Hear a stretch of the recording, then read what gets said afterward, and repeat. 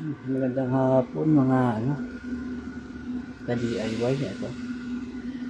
Bali, ka-install lang natin yung isang natin, bali si One Solar, tinabi muna natin. Ito. Ayan. Tinabi muna natin. Ayan.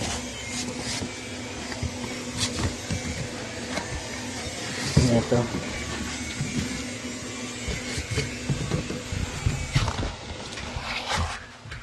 Ayan siya. Bali, 24 volts yan na 3 kilowatt. Sinubukan natin tong isa. Ayan. Si 48 volts.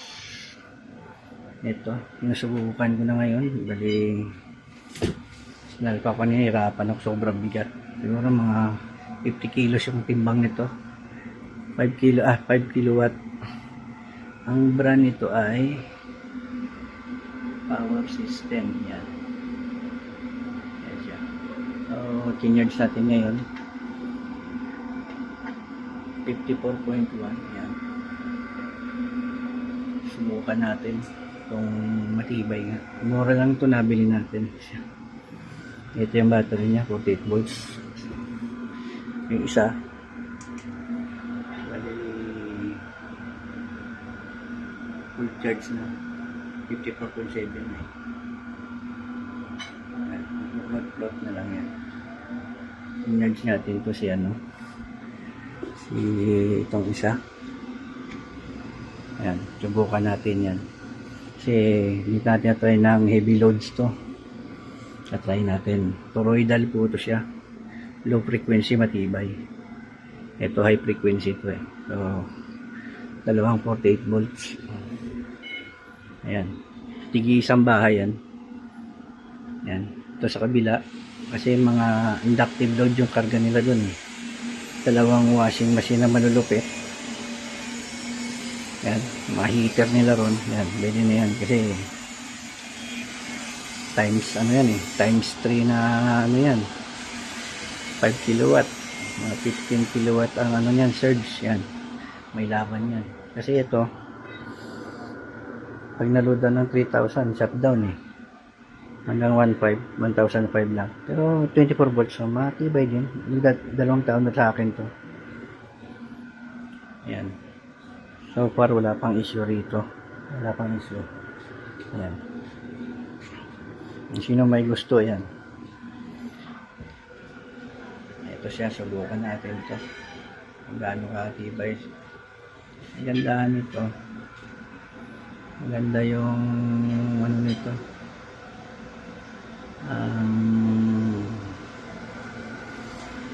Fan nga, malalaki yung fan. Mayroon pang fan dun sa taas. Gagaya nito si Deye. Wala man lang kapan-fan. Kaya umiinit kasi nagcha-charge siya sa wala, hindi mo lang lagyan na ng ventilated na mga exhaust sa loob na maliliit. Hindi kagaya dalawa. Yung isa laki. So ngayon naririnig nyo yan, umuubong yun kasi nagcha-charge siya Inugutan ko lang ng 25 ampere dito kasi ito puno na float na lang yan ngayon nagtaakon ng 54.2. yan, umugot siya ng 1,000 doon sa kabila. 25 amps. Float lang yan. Pero pockets yan. Yan lang yung isa. Ito yung charging niya. Nalagyan ko rin siya dito. Ayan, kasi nasira yung PPT natin ganito. Ito yung isa nilagay ko. Back up lang. Sayang yung harvest niya sa baba Ayan. Puno na ito siya. Yan, float lang. Hindi ko alam kung full charge na. Kasi dito rin ito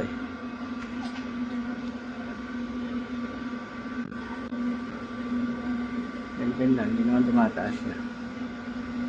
Kaya hindi ko kabisado itong brand na to Matibay naman. So, sobrang bigat. Okay naman. Ganda rin ang LCD nito. Yan. Yung takip na nga siya, hindi ko tinanggal yan. Yan. Ayos, gas. Pahinga ngayon yung 24 volts. 48 tayo ngayon. Para efficiency. Yan. So pag nagkaroon naman tayo ulit ng budget, bili tayo ng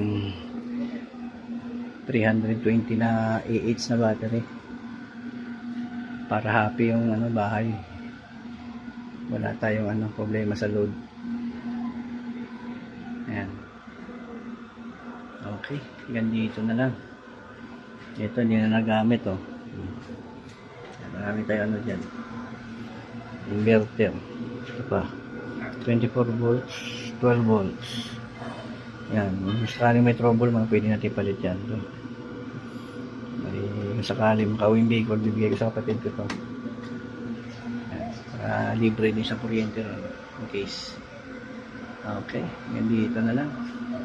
Update na lang tayo sa ito kung matibay nga. Okay, God bless.